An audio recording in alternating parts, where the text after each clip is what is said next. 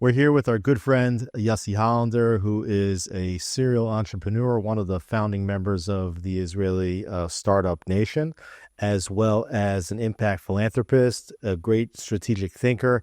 Yossie, we're proud to have you here in the Jerusalem Media Hub of JNS. My pleasure. Thank you.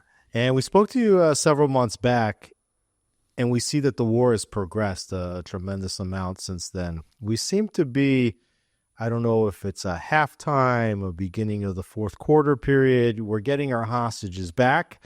There's a little bit of ambiguity about where we go here with regard to the future of the Gaza Strip, where we are with the war in Lebanon. Does this war make its way over to Iran? And are there other fronts that may be opening, whether it's Judea and Samaria, whether it's Egypt? Where do you see Israel being in this war at this time? I think it is time for reflection and prioritization, definitely, which exists. I think we also have a very friendly administration, which I think also changes a lot of the plans. Okay, the plans were carefully done before that. Now I think it allows for more aggressive thinking. I'm not sure Israel will necessarily always have agreement in the United States with the United States on everything, but definitely more friendly administration. So the big question, I think, on the horizon is this the time to take down Iran or not? Okay, big question. Another, I think, big question is what do we do, for example, with Gaza? I mean, Trump came up with the basic idea of emptying Gaza of its inhabitants, which I think is the right idea. I don't think Egypt necessarily and Jordan are the right places, but there's enough place in the world for 2 million. There's like what? Who cares? I mean, there were 7 million refugees that left Syria. Did anybody ask permission before they left? They left. But which door do they go? They can go to many places. I don't want to detail them here, but there is no problem for them to go. Just before the war, 41% of them wanted to leave already. That's a Palestinian service. I would imagine today, probably, given the situation in Gaza Strip, even before the resumption of hostilities, which I think they will resume, okay, the war will resume at some point during this year. That's my estimate. Nobody knows. But my forecast is that most of them will want to leave anyway. It's about letting them leave, not about... And why shouldn't be able to leave? Everybody around the world is allowed to leave. Why shouldn't the Palestinians not be allowed to leave? That's a basic humanitarian right to be able to flee a war zone. But how does Israel facilitate that? Just you fly them to places. You have fishermen doing it. You drive them to places. Look, the Egyptian took 100,000 Palestinian in already. They just paid money for that. It's as much as 100,000, you're saying? Yeah, there's already 100,000 in Egypt and from Gaza, and it was all about money that they paid to get out. So it was more of the wealthy stuff, etc. So we all know it's not a matter of principle, it's a matter of money. I wouldn't get them to Jordan because I think it's too dangerous, but I can send them to Libya, to Tunisia. We sent the people from Lebanon to Tunisia in the past, and I would send them all over the world. I mean, people talk about different places, Indonesia. I would send them to Turkey. They love them so much. Why don't have a few? Turkey even has laws on the books about absorbing Palestinians. Let them be. If efforts are made to resettle Gazans outside of the Strip, do you need to renew the military operation inside the Gaza Strip? Oh, I think it's a combination. So people talk about second stage and refugees. My analysis is that Hamas will never release the last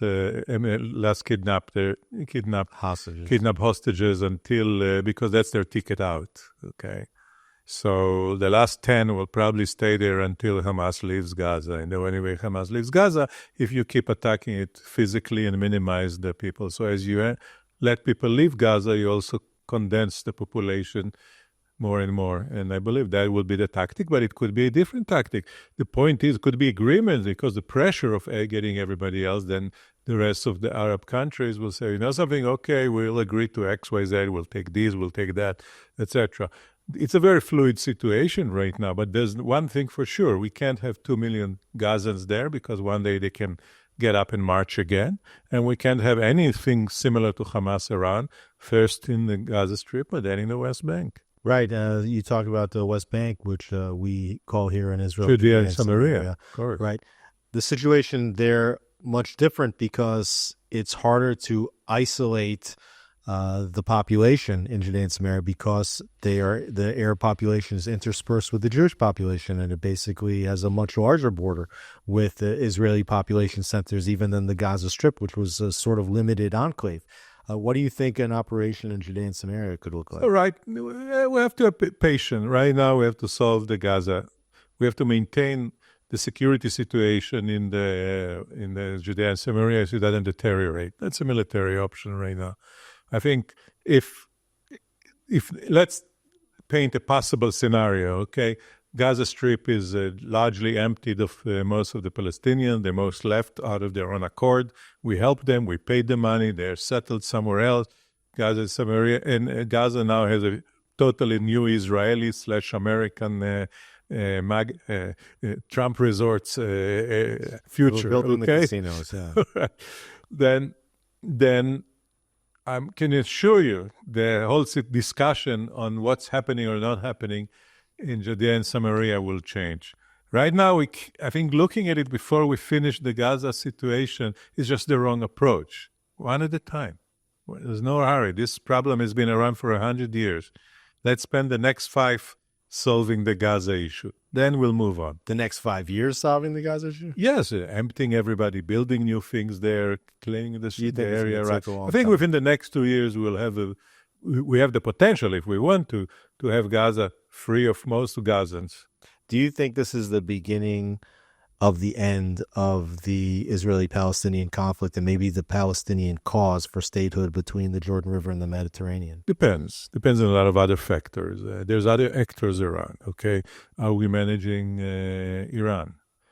Another very critical factor, are we managing Qatar? Qatar is a very, very dangerous enemy for Israel, and a lot of people seem to ignore it a little bit. I was in the White House during the press conference between the Prime Minister Netanyahu and President Trump. Trump was asked point blank in the White House if he saw Qatar as an enemy or if he sees them as part of the possible solution. And he was very generous to Qatar in the White House. He said, no, they're being very helpful. They have the potential to be more helpful. Now, Qatar clearly is very well funded. You know, they hosted the World Cup in the last go-round. And It seems as though they want to be perceived, on the one hand, as a modernizing force of stability. And on the other hand, we see how much damage they've done in terms of funding Hamas and providing cover to Hamas's leadership. So we have to understand, Qatar plays always a double game. Well, let's understand, we call Qatar a country, okay? We're talking about 250,000 citizens plus 2.5 million slaves that are not citizens. It's basically a tribe. One tribe that drives the world crazy. It funds most of the world Muslim Brotherhood education worldwide, funds most of the terror around the world, most of the radicalization of Muslims around the world. It funds tons of trouble. At the same time, it buys legitimacy by buying football teams, by paying people up front, by investing in businesses in various places. So they're playing a double game, which is basically along their 2 targets. Their number 1 target as a small tribe in a very hostile environment is to survive. So playing the double game for them is survival. For example, they have to be careful because Iran is very close to Qatar and they share the largest gas field in the world. It's split between the 2 of them. They have to think about what Iran is thinking all the time, okay? That's why they're probably allowing a lot of Iranian money to pass through their banks. Right. On the same time, the second target is to advance the cause of Muslim Brotherhood worldwide, which is total Muslim dominance worldwide. But this is the second cause. So everything they're doing is along those lines. And if they'll be threatened a lot and think that this is going to be a situation, they're going to retreat from the Muslim Brotherhood cause and concentrate on the survival. They've also put a lot of money into American universities. Of course, that's part of the expansion. So what they did there is all strategic, okay? People think that, oh, they just put money in American university. No, they went specifically to where they can achieve goals. So, for example, Columbia in Northwestern, that's journalism school. That's where the people that will be speaking about the future and educate the public. If you're talking Georgetown, that's where a lot of employees from the government, of the government come from, okay? If you're looking at Texas A&M, that's another one which they went on because of the nuclear program there. They actually allowed them access to American nuclear secrets. Right. So if you're saying on the one hand, they are doing business with Iran. Number two, they are advancing the cause of the Muslim Brotherhood all across the Middle East and all the mine activity that includes. And then three, that they're strategically investing in American universities. So then again, how can the President of the United States say from the Oval Office that Qatar is part of the solution, not part of the problem? Well, I don't know if he said that. Okay, you have to listen a little bit between the words. I'm not so sure he thinks that. I don't know what he thinks to start with. But right now, even Israel, which understands more and more that Qatar is a problem, we need Qatar right now in the hostage in negotiations. And at least at this point, we have not declared Qatar an enemy state in the same way, let's say, that we declare Syria or Iran. Is that because we see that there's the opportunity to give them a pathway toward continuing to present a moderated image, giving them a pathway toward using some of their immense funding to help, for example, clear Gazans out of some people I believe that some people may believe that. I don't believe that. I think they play a double game, and I think we should declare them as an enemy state of the United States, of the West as a whole. But remember, they paid their way for power. I mean, look how they bribed everybody to get the World Cup into their place. I mean, we have now Senator Menendez was just sentenced for 11 years for money that he received from Qatar. They have no qualms about who they bribes and what, okay?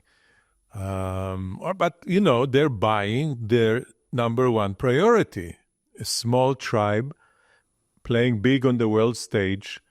First of all, they got to be protected. Okay, I'm not justifying what they're doing to us, okay, etc. like that. That's part of the second goal, not the protection goal. That's expansion of Muslim Brotherhood. But I just explained that for the world, it is more difficult. Well, how vulnerable are they? Very well vulnerable. By the way, United States have the most important base in the Middle East is in Qatar. Okay, why? Because originally it was in Saudi Arabia, and after 9/11, part of the 9/11 issue was to get the Americans out of Saudi Arabia. They got Americans out of Saudi Arabia. They went to Qatar. I think part of the issues, I think one of the main demands of the Saudis out of a peace agreement of Israel is a security agreement with the United States, which will include maybe moving the base back to Saudi Arabia. Also because they're afraid of the Iranian. They see them as a major threat. So in all those relations, I think there's a group of the moderate Sunni Arabs, which are Emirates, Morocco, Egypt, Saudi Arabia, etc. On the other hand, we have the more radical one.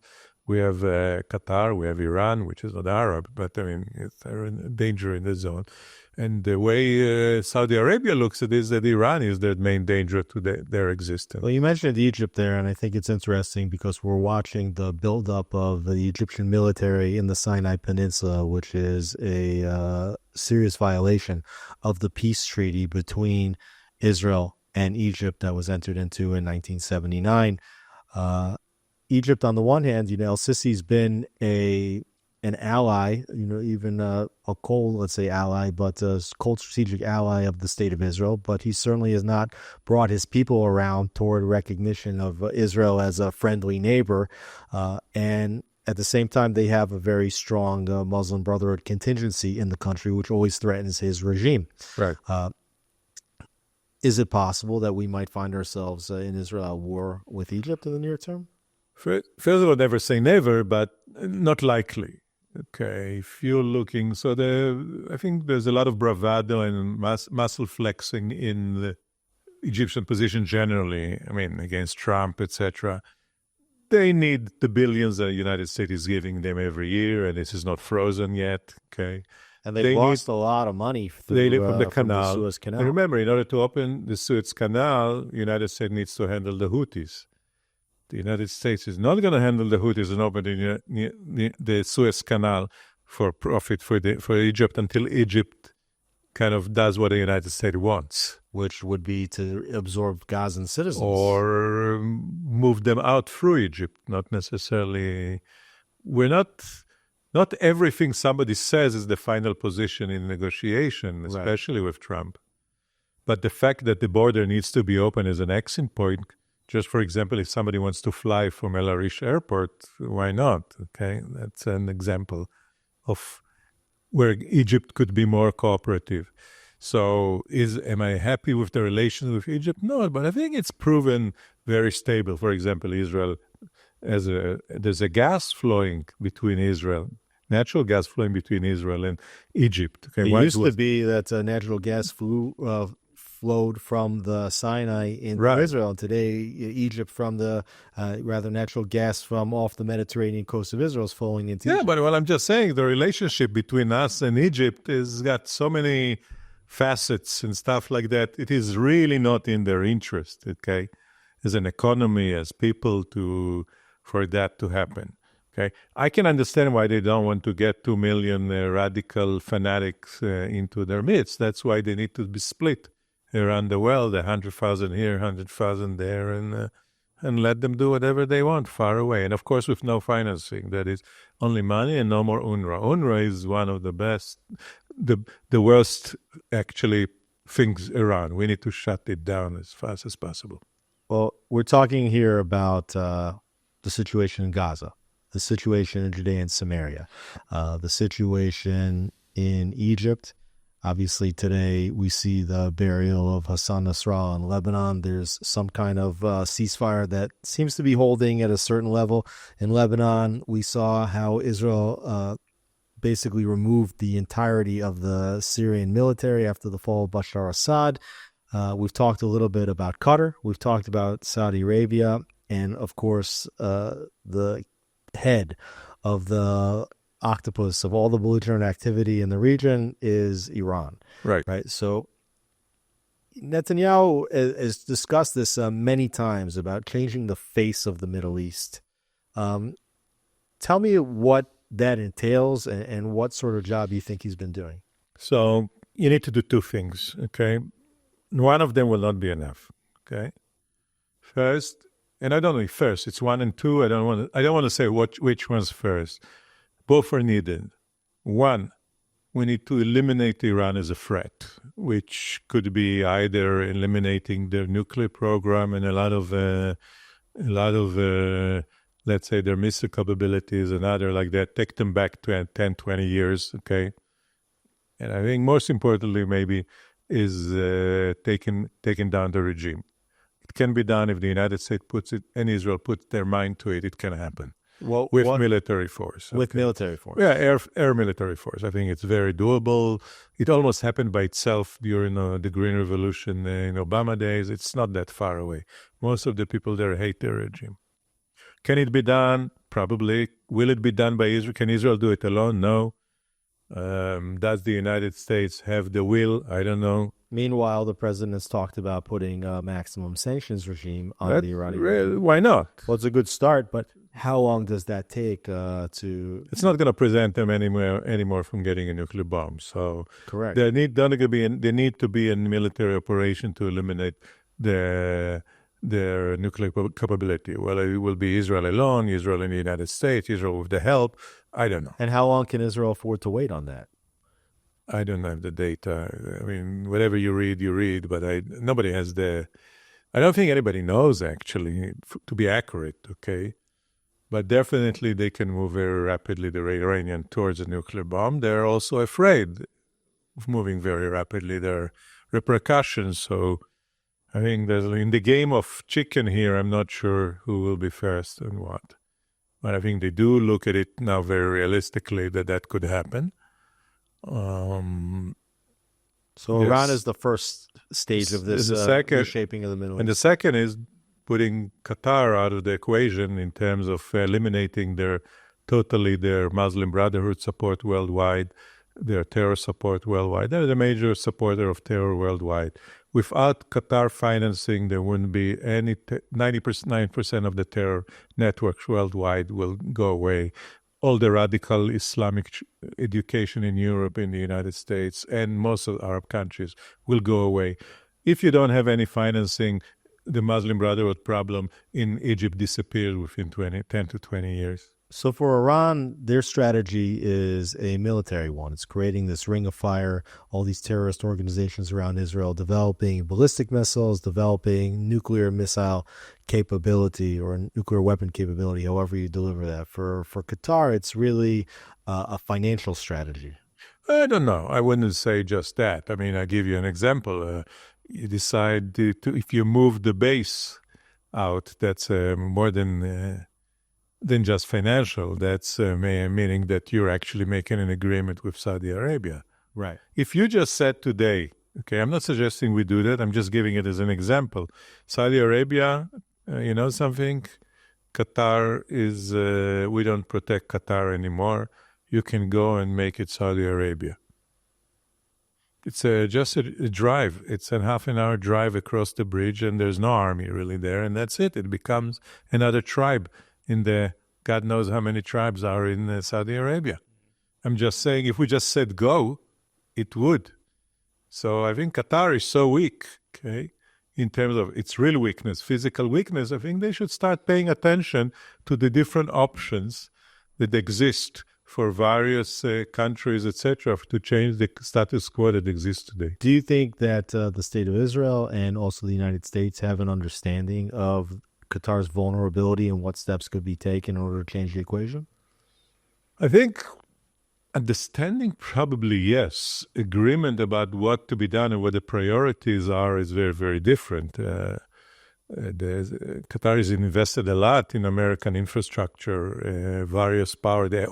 They pay retainer for every PR law firm in Washington, every large legal law firms, etc. They're highly invested in the influence and political infrastructure of the United States. They have networks of influence. Al Jazeera is one, AJ Plus, which is a social media network, which is the third most popular among people under 25 in the United States. It's all full of anti-Semitic material. So their networks and influence is hundreds times greater than their physical weakness. Because we've been talking about Iran for years. I think everybody understands that Iran is the head of this terror octopus. But people have this different view towards Qatar, and I guess it's because of that double game that you're talking about. Yeah, I agree. And if you think about it, the people that should be most worried are the European, but they've been bribed. I mean, if you look in France, I mean, a large portion of the Islam education system there is funded by the Qataris, which creates a second state, second people, Sharia law, and everything like that within France.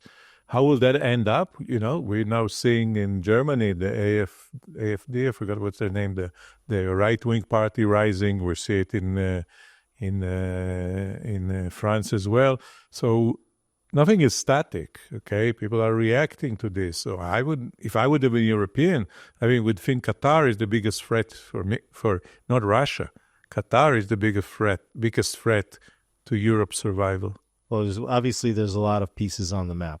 So right. What does Israel need to do in order to bring the United States on board? And it does seem that the two administrations have a much better chance at seeing eye to eye than the current Netanyahu administration did with the outgoing Biden administration. So what are the steps that need to be taken here to get this war to a point where it can be said that Israel really won and that the face of the Middle East was changed? I think there's the positive ones and the hard ones. Okay, so a hard one would be, for example, at least, I don't know if regime change, but at least eliminate the nuclear issue, or put it so much behind that we will have, 10 years, 20 years reprieve at least. Take them behind as far as the nuclear capability in Iran. A positive one would be, okay, let's build an agreement with Saudi Arabia, whatever, peace, doesn't matter, an agreement that puts Saudi Arabia and a few others as a front against all the radicals etc., in the Middle East. And I think it's a huge issue. I think the Saudis will not have any agreement if Gaza issue is not solved. And the Gaza agreement will not solve is no Hamas there. And the only way there wouldn't be any Hamas there is we'll empty it. There's no other way. We keep talking about the Saudi normalization. It's been on the discussion topic list, for years already, it seems like. Why is this issue so urgent, right? Shouldn't this only be dealt with? No, it's opportunistic. It's not an urgent one. There's an opportunity. Look, the Saudis need it long term. The Saudis need defense agreement with the United States and a few other issues relating to their development in the future, to the future of their society. If they didn't have the Palestinian-Israeli problem, we would have done it. It would have been easier for them. Now, they're all tying together. They also don't like Qatar themselves, okay? So those are kind of a balancing act. Definitely strategically, the Saudis understand they need this issue here off the table, the Palestinian issue off the table, whichever way. They don't care, by the way. Well, we always hear... They don't care about it. They don't care an inch about a Palestinian state. So why do they keep saying it? First of all, if I would be negotiating in their behalf, that's what I would say. What would they supposed to say to Biden? Oh, Biden doesn't agree to move the base, so that's why we're not having the agreement? Or they should say, no, it's because of Israel and the Palestinians. But even that, it's not like a one-dimensional society. There's still a lot of people in the Arab world that it will destabilize. Peace with Israel without solving the Palestinian problem in some way for them will have some destabilization effect in Saudi Arabia. If at the same time we eliminate the Qatari issue and the Muslim Brotherhood close Al Jazeera, leave only Al Arabiya alone, we suddenly have nobody that will inflame everything, okay? Because it's only Al Arabiya, which is a government entity of Saudi Arabia. So a lot of what's happening ties to one another. If you'd ask me in the order of things is first Iran, then continue pressure to replace the regime, eliminate the Qatar Muslim Brotherhood support or do whatever it needs, even militarily, to do that. And then I think, and empty Gaza, which will take 2 years, then I think Saudi Arabia will be ready to do an agreement, which, by the way, may include some arrangement, whatever they are, okay, which I can give you 50 scenarios on Judea and Samaria. Right, what do some of those look like? So you have A, B, and C. Okay? So you take A divided into 3 principalities, shall we say, or 4 principalities, okay? You take A and B and make it Israeli, okay? I mean, we can have all kinds of solutions, okay? In reality, if you look at the numbers, it makes sense, okay? So we create a few principalities there and give them autonomy. You have full physical control, no Palestinian authority as it is. But also, most importantly, you have to eliminate UNRWA. So there's no money flowing in. They have to start working. And Israel takes responsibility, like overall sovereignty over Yeah, these of course. issues? It's not going to work anymore. It's not. Well, you can leave domestic responsibility for an economic. They can make some agreements with Jordan. There's all the possibilities are endless. Okay, I mean, there's a lot of entities like that actually around the world. Like surprisingly, all right. What would be some examples of models? Well, I mean, I can give you an example of replacement. So when India was created, so they removed a lot of Hindus from Pakistan, and they moved the Pakistanis from, which are now Pakistanis, to Muslims from India to Bangladesh and Pakistan, and they created a more separated way and more independent way. I'm just giving you an idea of moving populations. Here we're talking about moving them 5 miles, okay? Over there they move them much more. So those are arrangements that has been done historically, okay? It's not that we're killing anybody. We're moving them from one place to another in the same way. So you'll move Tulkarim and move here and move another place out there. There is no reason. I mean, I can give you many other solutions like that exist. not everything has to be done, there's only one way, one state, two-state solution. That's gone already. Anybody who thinks it's still on the agenda just doesn't live here anymore. So how would you grade Netanyahu's vision on this four-dimensional chessboard? How would you grade his war leadership? And is there anybody else in the Israeli leadership today that you think can see all the different components the way you're laying them out? First of all, I think he is responsible for what happened in terms of responsibility.